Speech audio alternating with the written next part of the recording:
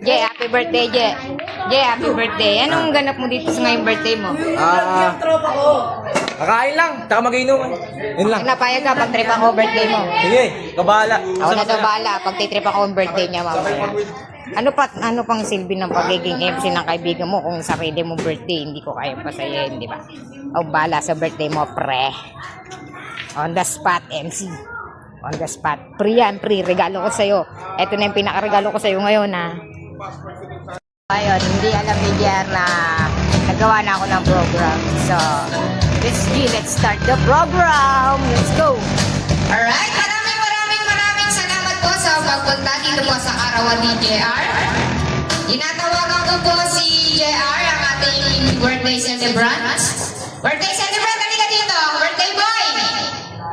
Oh, halika dito. Di ba sabi ko sa'yo, ito regalo lang namin sa inyo ate. Pasasayahin natin yung birthday mo.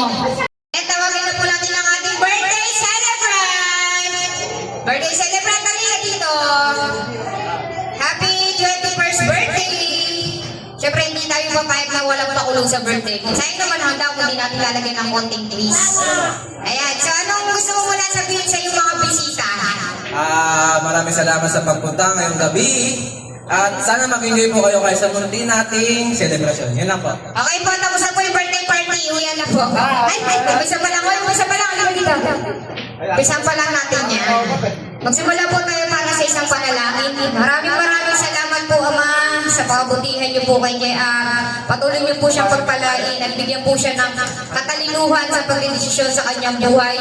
Panginoon, bigyan niyo rin po si JR ng kalakasan araw-araw. At sana po, idalahin niyo po siya sa direksyon na tama para sa kanya. Alam naman po namin na kakaiba po ang inyong pamamaraan kung paano hubugin ng isang tao. Kung ano man po yung pagdadaanan ni JR, Lord, wag niyo po siyang pababayaan. Bigyan niyo po siya ng mahabang buhay. In Jesus' name we pray. Amen. So let's start the party!